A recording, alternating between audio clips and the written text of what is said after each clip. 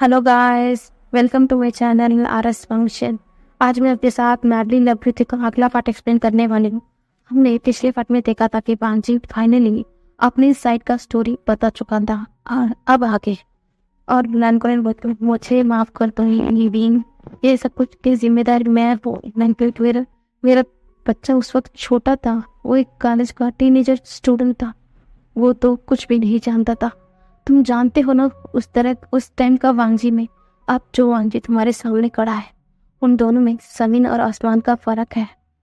उसी दिन उसी टाइम में मेरा वांगजी इस तरह गोल्ड और रूड इंसान में बदल चुका है।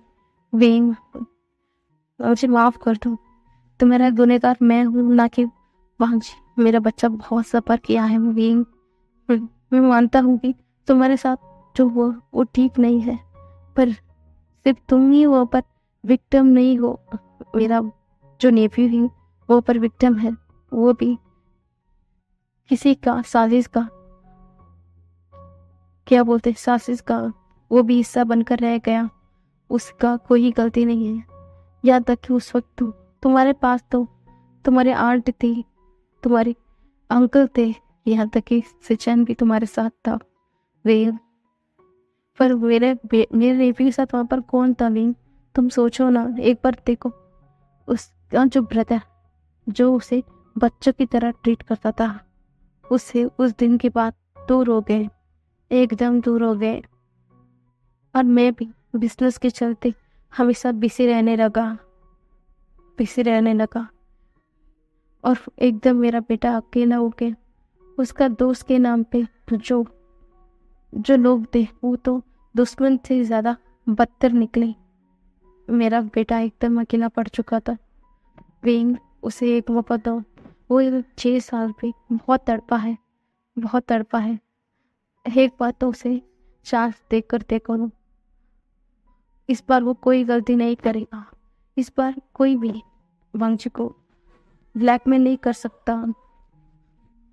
इस बार का माहौल ना एकदम डिफरेंट है, क्योंकि हम सब ने इस रिश्ते को एक्सेप्ट कर दिया है पहले से। लैन सिचन इसके लिए सपोर्ट में है, मैं भी हूँ। और हाँ, मुझे नहीं लगता कि तुम्हारी मॉम भी इस वक्त तुम्हारी रिश्ते के खिलाफ होगी। और हाँ, तुम्हें लगता है कि आप जो कुछ भी कहा वांगजी वो सब कुछ तुम्हें झूठ लग रहा है, मैं तुम्हें सबूत के साथ दिखाता हूँ। ऐसे बोलकर उसने जो क्या बोलते हैं शूशे के साथ जो बात किया था उस वीडियो क्लिप को दिखाता है। सिर्फ मैं विंग देख रहा था। तभी सोचता हमारे जो कुरन बोलते हैं, तुम्हें लग रहा होगा ना कि ये क्लिप मुझे कैसे मिला। तुम्हें याद है विंग, जिस दिन हम पार्टी में पहले दिन मिले, उस दिन जो लैंड सिचन तुम्हें विंग बोल रहा था, तभी मुझे ये विंग नाम कुछ जाना पहचाना लग रहा था। उस दिन मैं अपना नेफ्यू को भी ध्यान से देख रहा था। उसका चेहरे का एक्सप्रेशन बदल चुका था तुम्हें देखने के बाद। और हाँ, उस नाम को कैसे भूल नहीं सकता मैं। उस इंसान की वजह से ही तो मेरा जो नेफ्यू है इतना ज्यादा कूल इंसान में बदल चुका है।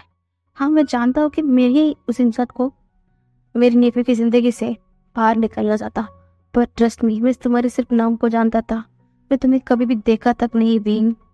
और हाँ, ऐसा क्या हुआ है जिसके चलते मेरा दोनों नेफ्यू आज एक दूसरे को देखना भी नहीं चाहते।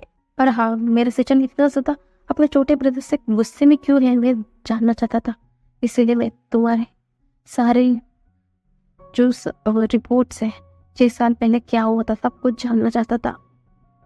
जैसे ही मुझे वो इंसान ने तुम्हारे बारे में सारे जो इन्फॉर्मेशन मुझे ला करके जैसे जैसा पढ़ा, मुझे भी बहुत गुस्सा आया अपने नेफ्यू के ऊपर। वो कैसे कर सकता है? मैं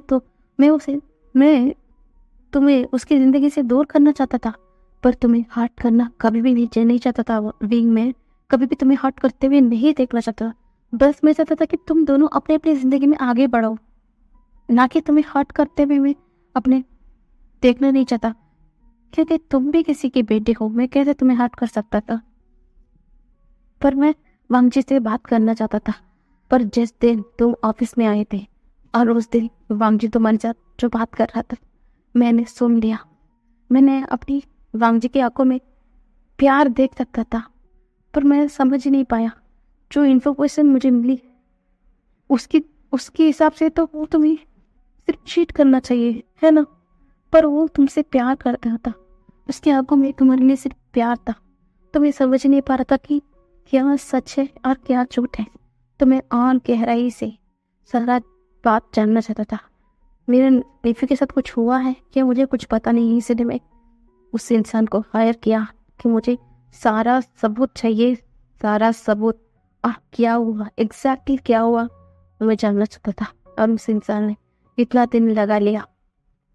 फाइनली अब मुझे पता चला कि मेरा नेफ्यू के साथ क्या क्या हुआ है। बस एक बार तो मान मान जाऊंगी। मैं ये नहीं कह रहा हूँ कि तुम अब एक स्पेशल मैन हो, इसलिए मैं अपने अपने नेफ्यू के लिए तुम्हें नहीं चाहता। नहीं नहीं, मैंने अपने 6 साल में अपने जो नेफ्यू को इतना बदलते हुए देखा है, टूटते हुए देखा है। मैं तुम्हें पहले ही एक्सेप्ट कर चुका हूँ अपने नेफ्यू के लिए। फिर और ये मेरी ग्रैंड चैनल वाली बात मुझे तो अभी पता चला। मैं पहले ही तुम्हारे लिए एक्सेप्ट कर चुका हूँ। मैं सिर्फ ना तुम्हारे सामने सारे सब दिखाना चाहता हूँ कि मेरा नेफ्यू गलत नहीं है। उस दिन का इंतजार कर रहा था, पर उससे पहले मुझे पता चल चुका था कि मुझे अभी मेरा ग्रैंड चाइल्ड भी है। और हाँ, ये सच है मीन। और तुम्हारी ये मॉम मैडम यू ने क्यों तुम्हें 6 साल पहले यहाँ से दूर भेजा, मुझे यही बात पता नहीं चल रही है। क्योंकि वो तुम्हारे ऊपर हमेशा नजर रखी हुई है, जिस तरह तुम्हारी मॉम ने बताया। फिर क्यों तुम्हें यहाँ से दूर भेजा, मुझे यही बात समझ ही नहीं आ रही है। ऐसा बोलते हैं तभी मैडम यूं ना स्मेल करते हुए बोलती, तुम्हें जानना है आखिरकार मैंने अपनी बेटे को दूर क्यों भेजा है? ये सब कुछ ना तुम्हारी नेफ्यू की वजह से हुआ है। तो जो सब लोग ना शॉकिंगली मैडम की तरफ देखते हैं।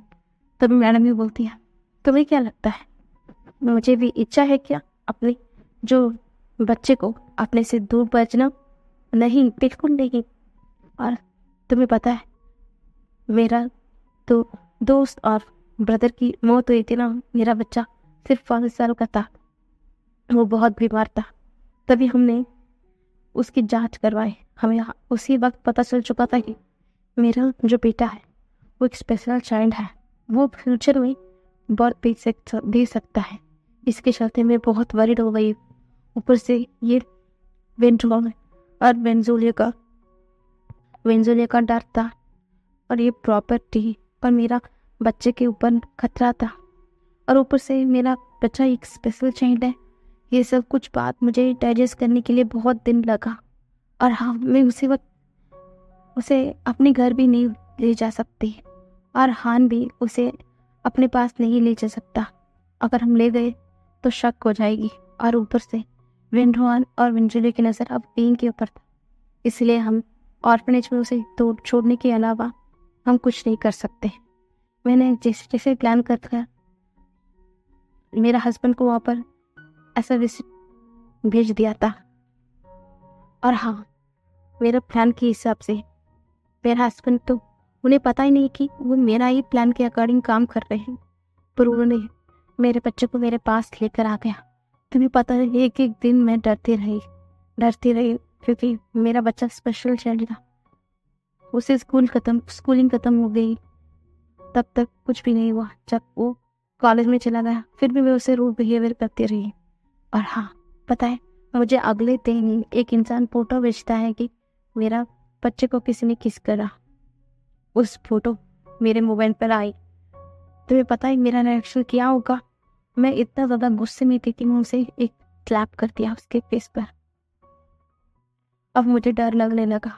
मुझे उन डॉक्टर्स की सारी बात अपने दिमाग में आने लगी। मैं डरने लगी मेरा बेटे को कोई अलग नजरिए से ना देखे, कुछ एलियन की तरह ना समझे। क्योंकि अगर ये कहता है कोई कि एक मैन बर्थ दे सकता है, क्या कोई एक्सेप्ट करेगा? नहीं ना। मैं डर गई थी। फिर भी मैं कुछ नहीं कर पाती। हाँ, मेरे हस्बैंड के चलते मुझे फॉरेन जाना पड़ा, पर वहाँ पर भी मैं चैन की नहीं ले पाई। मैं इसलिए जैसे जैसे कर मैंने अपने बेटे को वहाँ पर बुला दिया। मैं जैसे यहाँ पर आई, मुझे पता चला कि मेरा बेटा ट्रिप कर गया है। मैंने अपनी आदमियों की तरह जैसे पता लगा है कि वहीन और वांगजी एक साथ 2 दिन एक साथ एक ही होटल में है, तो क्या करती मैं। मुझे समझ में आ गया कि कुछ तो हुआ है। और हाँ, जिस दिन मेरे बेटे को मैंने अपने आंखों के सामने देखा, मुझे विश्वास हो गया था कि कुछ तो गलत हुआ है। और हाँ, अब मैं वो यहाँ पर उसे रखकर कुछ रिस्क नहीं लेना नहीं सकती, क्योंकि अब भी 21 ईयर्स का होने वाला था। वो स्टूडेंट था, कॉलेज था, 18 ईयर्स का था। अभी मैं उसे 25 ईयर्स तक मैं उसे संभाल कर रखना है, मेरी ज़रूरी है। तब जाकर उसकी सारे प्रॉपर्टीज उसके हाथ में लगेगी, तब तक इनके उसे संभाल कर रखना होगा। और ऊपर से जो मैं सोच रही हूँ वो सच हो गया तो क्या होगा। और इसीलिए मैं उसे यहाँ पर नहीं रखना चाहती थी, इसलिए मैंने वहाँ पर उसे फॉरेन कंट्री पर भेजना जरूरी समझा। और मुझे लगा कि कोई उसका साथ दे ना दे, लैंड सिचन उसका साथ देगा। मेरा अंदाजा सही निकला। और मैं तुम्हारी नीति का अच्छी तरह जानता हूँ कि वो कितना राइटियस पर्सन है। वो कभी भी वीन को अकेला नहीं छोड़ेगा। जैसा मैंने सोचा वैसा ही हुआ। उसने वीन को लंदन लेकर गया, अपनी गर्लफ्रेंड के साथ उसे मिलाया, उसकी ध्यान रखने के लिए कहा। और हाँ 2 दिन बाद मैं उसे मिलने गई। मैंने उसे सब कुछ बता दिया था कि आखिरकार मैंने क्यों इतना दिन उसे रूड बिहेवियर रखा और मेरा उसकी मॉम का रिलेशन क्या था, सब कुछ बता दिया था। हाँ, हम सब कुछ मिलाकर बता दिए थे, जैसा मेरा डर था। 1.5 महीने बाद मुझे पता चला कि बीइंग प्रेग्नेंट है, तो मैं क्या करती। इसलिए मैं उसे वहाँ पर लेकर गई।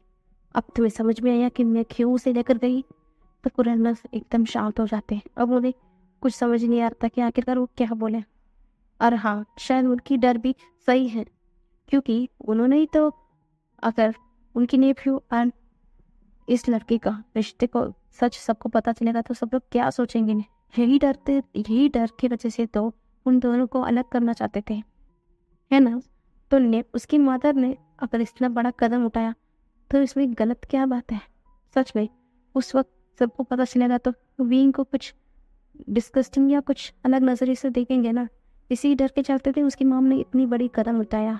तो कोई मैडम यू को गलत कैसे डरा सकता है। इसलिए वहाँ पर सब लोग एकदम चुप हो गए थे। एकदम मोहल्ला एकदम शांत हो गया था। एक के बाद सब कुछ अब पता चल रहा था। अब इन सब के पीछे कोई भी राज नहीं रहा। सब कुछ अभी खुल गया कि उस वक्त वांगजी ने ऐसा क्यों किया और मैडम यू आखिरकार उन 6 साल तक विंग को सबसे छुपा कर क्यों रखा। सब कुछ खुल गया था। तो अब सब लोग एकदम शांत थे, उन्हें कुछ समझ नहीं आ रहा था क्या बात करें। तभी विंग को कुछ याद आता है। विंग ना एकदम क्या बोलते हैं, पैनिक करने लगता है। उसका ये हालत देखकर ना मैडम बोलती, क्या हुआ बच्चा, क्या हुआ बेटा, तो इतना पैनिक क्यों हो रहे हो, क्या हुआ, क्या बात है, बताओ, ऐसा बोलते हैं। तभी जो वो विंग ना प्लान कुरैन के पास जाता है। अकन इसका मतलब जो वागा जी को पैनिक अटैक कह रहे हैं, क्यों इसके जिम्मेदार उन्हें को उसे क्या हो रहा है, ऐसा बोलते हैं। तो लहन कुरैन की आंखों से बिना आंसू आना शुरू कर देते हैं। वो बोलते हैं, हाँ ये तुम्हारी गलती नहीं है, ये यहाँ पर तो तुम्हारी गलती ही नहीं है, सारी गलती मेरी है। मैंने ही अपनी नेफ्यू को नहीं समझा। टीम तुम्हारी तो कोई गलती नहीं है, तुम क्यों अपने ऊपर सारा ब्लेम डाल रही हो। तुम्हें पता है वांग जी को क्या हुआ है।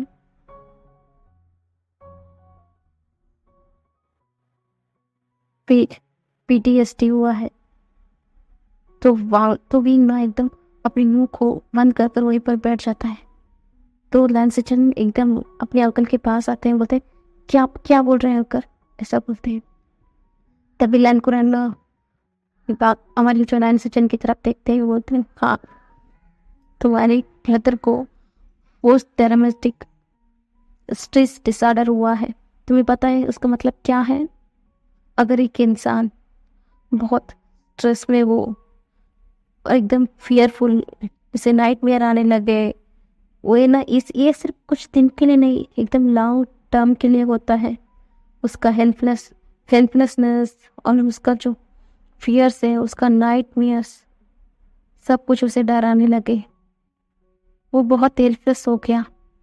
जिस वक्त वो विंग की मदद नहीं कर पा रहा था, खुद की भी मदद नहीं कर पा रहा था, वो बहुत बेबस था ना। और विंग की खोने का डर, आज जिस जिस वक्त वो विंग को देख ही नहीं पाया, उसका एहसास हो गया ना, ये सब कुछ मिलकर उसे ये डिसीज आ गई उसके ऊपर। और ये डिसीज उसके पास 5 साल से है। 5 साल से वो इस डिसीज से गई गुजर रहा है। और हाँ, तुम्हें पता है सिचन, उसे नाइटमेयर्स आते हैं। नाइटमेयर्स आते ही वो इतना घबरा के उठ जाता है। वो टैबलेट्स खाता है, वो डरता है, पर वो किसी को नहीं बताता है। वो बहुत टूट चुका है सिचन, पर सबको लगता है कि वांगजी ना एक कोल्ड इंसान है, हार्टलेस है, मर्सीलेस है। पर उन्हें नहीं पता कि अंदर का जो वांगजी है वो कितना टूटा हुआ है, किसी को नहीं पता। ऐसा बोलकर वो एकदम बैठ जाते। और अब तो सिचन अपने मुंह पर हाथ रखकर एकदम बैठकर जोर जोर से रोने लग गए थे। उन्हें नहीं पता था कि उनके ब्रदर को PTSD हुआ है, उन्हें नहीं पता है। और अब वो क्या करे। वो तो एक को प्रोटेक्ट करना चाहते हैं, पर एक को उन्होंने खो दिया। उन्हें नहीं पता था कि दोनों भी सफर कर रहे हैं। गलती किसी और ने की, पर सजा इन दोनों को मिला। पर एक के साथ तो कोई तो था, कुछ लोग तो थे, पर एक के साथ कोई भी नहीं था। वो इंसान एकदम अकेला पड़ चुका था। वो कितनी बुरी चीज़ों से कई गुजर रहा है, किसी को तो अंदाजा भी नहीं है। तभी लैनकुरन आगे बोलते हैं, जैसे मैंने वांगजी के बारे में पता लगाने के लिए कहा, तभी मुझे पता चला कि वांगजी को कुछ पैनिक अटैक आते हैं। मैं उस दिन से वांगजी के रूम पे जाता हूँ, हर रोज जाता हूँ। वांगजी हर रोज अपने नाइटमेयर से घबरा कर उठता है। वो अपना नींद भी नहीं ले पाता है ठीक से। वो एकदम पैनिक हो जाता है, उसे पैनिक अटैक आते हैं, ऐसा बोलते हैं। तभी ना सब लोग एकदम एकदम पिन ड्रॉप साइलेंट हो गए थे। अब जो इतनी देर तक तो चैन थोड़ा तो गुस्से में था, अब वो भी एकदम सॉफ्ट हो चुका था। और अब जो बीइंग है, उसके आंखों में कितना ज़्यादा इमोशन है वो कोई भी देख नहीं सकता।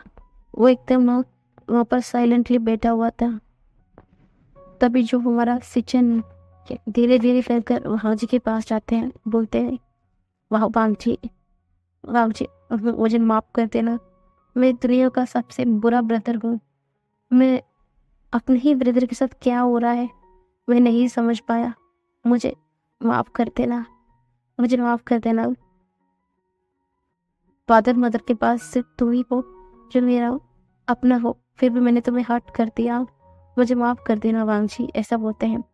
तभी वांगजी बोलता है, नहीं का आपकी जगह कोई और भी होता ना, वो ऐसा ही करता। और यहाँ पर आपकी गलती कहाँ पर थी? मैं आपको सब कुछ बताता तो अब मेरा साथ देते ना का, ऐसा बोलते हैं लोग। सिचन अपने सर को हाँ हाँ में हिलाते हैं। तभी वांगजी बोलता है, पर मैं क्या करता अगर उस वक्त मैं किसी को पता नहीं सकता। उसने मुझे ब्लैकमेल किया और उसने अंकन का धमकी दिया और उन्होंने कहा कि वो आपको भी सारे पोस्टिंग से हटा देंगे। मैं डर गया था अगर मेरी चलते आपके साथ कुछ हो जाए, ये मैं कभी सहन नहीं कर पाता, इसीलिए मैं आपको नहीं बताया। तो सिचन ने एकदम वांगजी को अपने सीने से लगा लेते हैं। बोलते, तुम्हें लगता है कि मेरे लिए ये पोस्टिंग, ये पोजीशन सब कुछ बड़ा है? मेरे लिए तो तुम्हारी खुशी सबसे ऊपर थी वांगजी। काश तुम एक बार मुझसे कहते, तुम कितनी चीज़ों से घिरे पड़े हो, मुझे ये बात बताते कि ये सब कुछ किसी और ने कर रहा है, तो मैं तुम्हारा साथ देता, उस इंसान को तुम्हारे करीब भी नहीं आने देता। तुमने क्यों नहीं बताया वांगजी? तुम अपने अंदर ही इन सब चीज़ों से लड़ते रहे और तुम्हें एक बार भी तुम्हारे ब्रदर पर विश्वास नहीं हुआ कि तुम्हारे ब्रदर ये सब कुछ हैंडल कर सकते हैं। तभी वांगजी बोलता है, मुझे माफ़ कर दीजिए ब्रदर, मुझे माफ़ कर दीजिए। उस वक़्त शायद मैं इतना सही डिसीज़न लेने की हालत में भी नहीं था। मैं थोड़ा घबराया हुआ था। मैं मैं कुछ कुछ समझ नहीं पाता ब्रदर, मैं क्या करूँ क्या नहीं। इसलिए वो इंसान मुझे जो कुछ भी करता रहा, मैं वो सब कुछ करता गया और इसके चलते मैंने आपको हर्ट किया और बीन को बहुत ज़्यादा हर्ट किया। ऐसा बोलते रहते हैं। तभी से जन विंग के पास जाते हैं, विंग से बोलते हैं, विंग मैं आज दिन तक तुम्हें अपना सच्चा ब्रदर माना है। मैंने कभी भी ऐसा कुछ बात कहा, बोला या किया जिसके वजह से तुम हटो, पर इस बार मेरा ब्रदर निर्दोष है। विंग निर्दोष है, उसे एक मौका दे दो, शामिल करो। मैं यहाँ तक कि उसकी एक बेटी है, ये बात मैं उसको नहीं कहा, कभी भी नहीं कहा। विंग एक बार उसे चांस दे दो, ऐसा बोलते हैं। तो यानली थी वहां पर, अभी भी रो रही थी। ये सब कुछ सुनने के बाद ना उसे भी बहुत ज्यादा क्या बोलते हैं दुख लगता है, क्योंकि टाइम पर उसका यानली का रिलेशन भी अच्छा था ना, यानी कि वांगी और यानली का रिश्ता भी अच्छा था। तो वो भी आती है विंग के पास बैठते हैं, बोलते हैं विंग उस वक्त जो कुछ भी हुआ वो सब कुछ हालात पर डिपेंड है, और वो सब कुछ उस इंसान की वजह से हुआ, और वो इंसान अभी सबके बीच में भी नहीं है। और हम इसलिए कोई भी गलती ना किए हुए भी इतना सब कुछ सजा अपने आप में भुगता है। और हम बस अब तुम तो एकदम एकदम एक साथ हैप्पी रहो, यही सबके लिए अच्छा होगा विंग, ऐसा बोलते हैं। विंग ना अपने सीजे को देख रहा था। तभी मैडम भी बोलती, अब जो भी डिसीजन तुम लोगे, तुम्हारी मॉम तुम्हारे साथ है, ये अपने दिमाग में गुस्सा लेना। ऐसे बोलकर मैडम जूल और हान और सेनिया वहां पर जाकर खड़े हो जाते हैं, और शेंग भी आता है। वो विंग के पास बैठता है, बोलता है, विंग तुम्हें पता है इस दुनिया में सबसे ज्यादा मैं किससे नफरत करता हूँ? वो लान बाऊजी था। मैं हर वक्त हर पल उसे नीचे दिखाता हूँ। कभी भी उसे देखता हूँ ना, मैं उसे बहुत ज़्यादा नीचे दिखाता रहता हूँ, क्योंकि उसी की वजह से मैंने अपने ब्रदर को नहीं देखा 6 साल तक। इसलिए मैंने हमेशा उसके ऊपर गुस्सा उतारा है। पर विंग, पर आप तो वो निर्दोष है विंग, उसने कुछ भी नहीं किया। किसी और की किए के लिए वो सजा भुगता है, आज दिन तक वो भुगता है। बस उसे माफ कर देना, एक चांस दे दो विंग, ऐसा बोलते हैं। और विंग न सिर्फ देख रहा था, वो कुछ भी नहीं कह पा रहा था अपने मुंह से। तभी ऊपर से उनकी बच्ची नीचे आती है, वो सबकी तरफ देखती है, बोलती है, क्या वहाँ सब लोग ऐसे काले क्यों हो? तो वो अपने ग्रैंडमा के पास आती है और बोलती है, ग्रैंडमा जैसा आपने कहा, क्या वही चल रहा है? तभी उसकी ग्रैंडमा उसके पास, यानी कि मैडम उसके पास जाती है, बोलती है, तुम्हें क्या लग रहा है?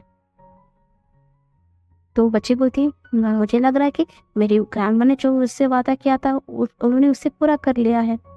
तो उसकी ग्रैंडमा ने बोला, हाँ मैंने जो कहा ना मैंने पूरा कर दिया। तो वो बच्ची बोलती है, क्या आप मैं बोल सकती हूँ और बुला सकते हो? तो मैडम ये बोलती है, हाँ तो वो कुछ भी बोल सकते हो, ऐसा बोलते हैं। तो वे अचानक एक बड़ी सी स्वर करती है। उन सबको तो कुछ समझ नहीं आता है, पर वे धीरे धीरे कर वांग जी के पास जाती है और वांग जी को एकदम गले लगा लेती है। और वांग जी भी इस बार ना वो तो एकदम रोने लग जाता है इस हक में। हाँ कई बार तो उसे हक किया ना, पर ये इस बार तो हक अपनी बेटी के हिसाब से उसने किया है। वो बहुत हैप्पी था। तभी वो बच्ची बोलती है वांग जी से अलग होते हुए, डैड, ऐसा बोलते हैं ना। वांग जी की आंखें ना एकदम बड़ी बड़ी हो गई थी। तो बच्ची ना एकदम और ज्यादा हंसते हुए बोलते, पता है डैड, अपना शॉकिंग रिएक्शन देखते हुए बहुत प्यारे लग रहे हो और फनी लग रहे हो, ऐसा बोलकर जोर जोर से हंसती है। डैड आप भी ना, ऐसा बोलकर ना वो दोनों गालों को खींचने लगती है।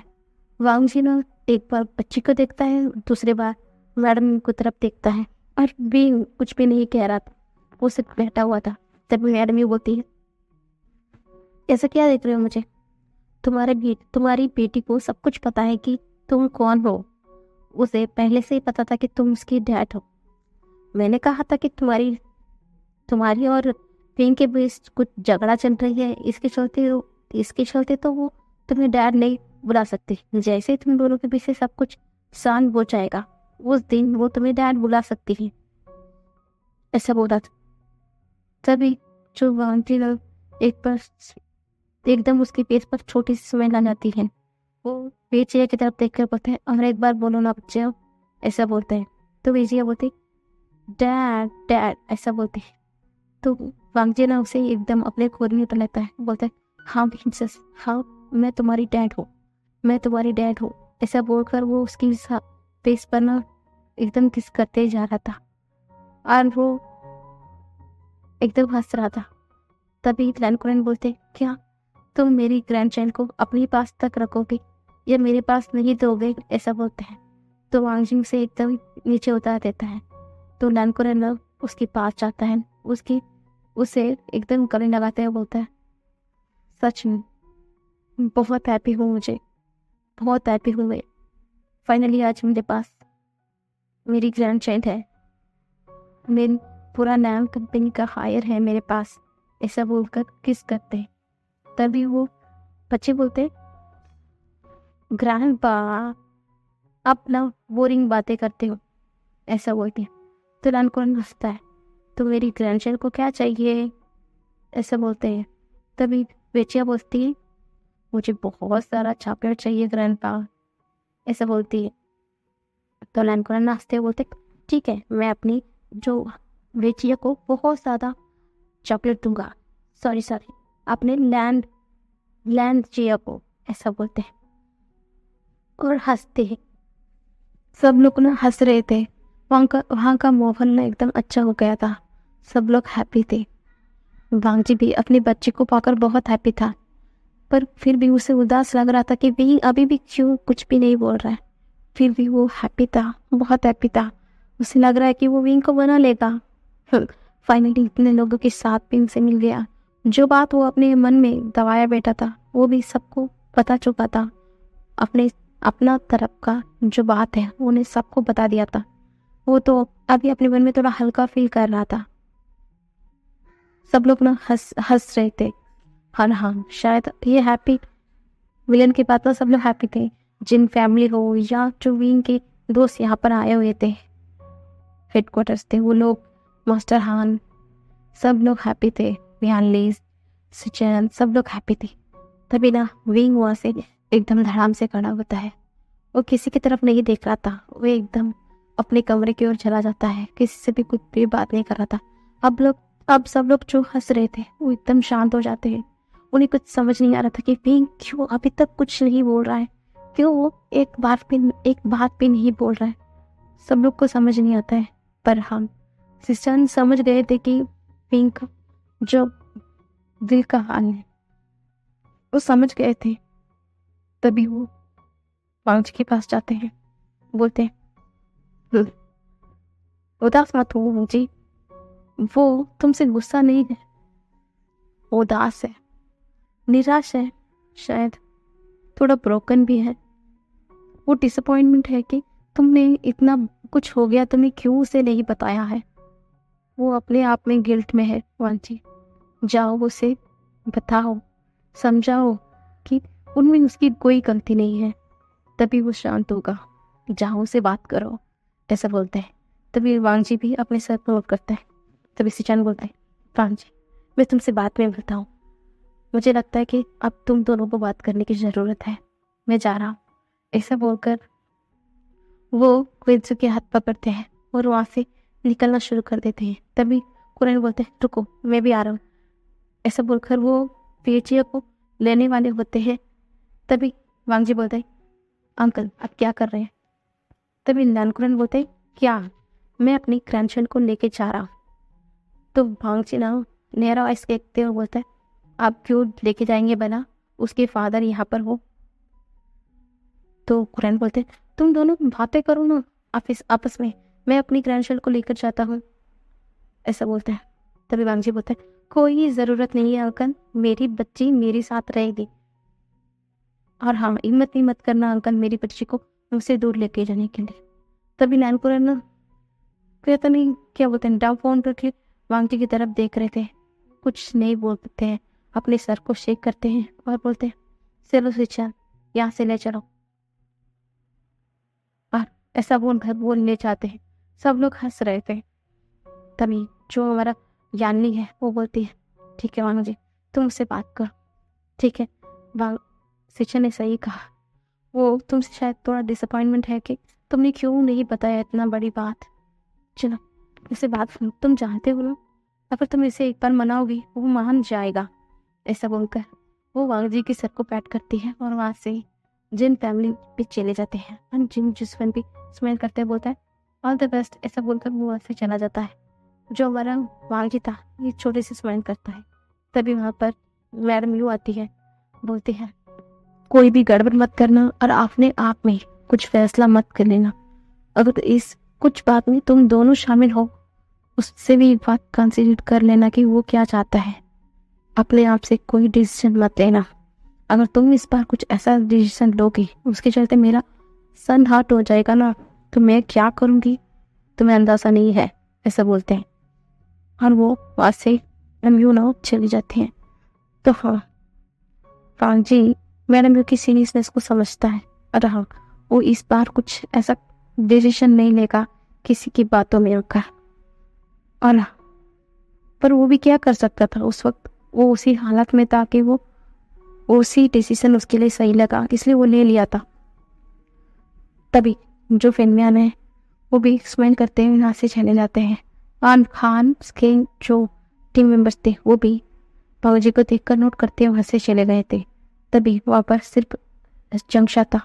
जंगशा बाबूजी के पास आता है, बाबूजी को एक बार देखता है, बोलता है कि मैं तुम्हें क्या बोलूँ, जाओ उसे मनाओ, पता है वो ना मेरी माँ की तरह बहुत ज़्यादा जिद्दी है, भले ही वो मेरी कांसी मॉम का बेटा हो फिर भी पता है उसका जिद्दीपन ना लगता है कि उसे मेरी मॉम से ही मिला है।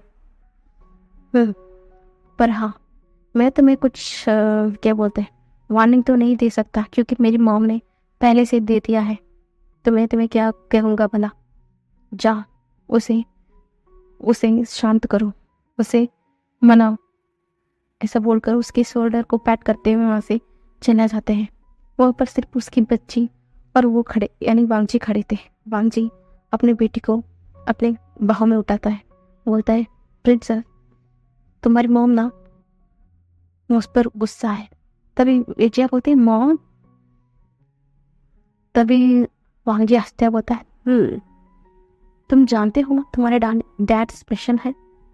तो वेजिया हाँ में सर लाती है, तो तुम सिर्फ घर पर उन्हें मम्मी बुला सकते हो, अगर तुम बाहर जाओगे उन्हें डैडी बुलाओगे, ठीक है ना। तो वेजिया स्माइल करते बोलते ठीक है डैड। तभी वांग जी बोलता है तुम्हारे डैड मेरे ऊपर नाराज है, मुझे मनाना पड़ेगा, तो क्या तुम मेरे साथ दोगे बेबी, ऐसा बोलते हैं। तो वेजिया बोलती खान हाँ हाँ डैड मैं आपके साथ दूंगी। तभी ना वांग जी वेजिया के कान पर कुछ कहता है, तो वेजिया बोलती है ठीक है मैं ना आप जाकर मनाओ, मैं कुछ देर बाद आती हूँ, ऐसा बोलकर वेजिया अपने कमरे में चली जाती है। वांग जी बड़ी सी स्माइल करता है। फाइनली इस बार सब कुछ हैप्पी जा रही है सब कुछ।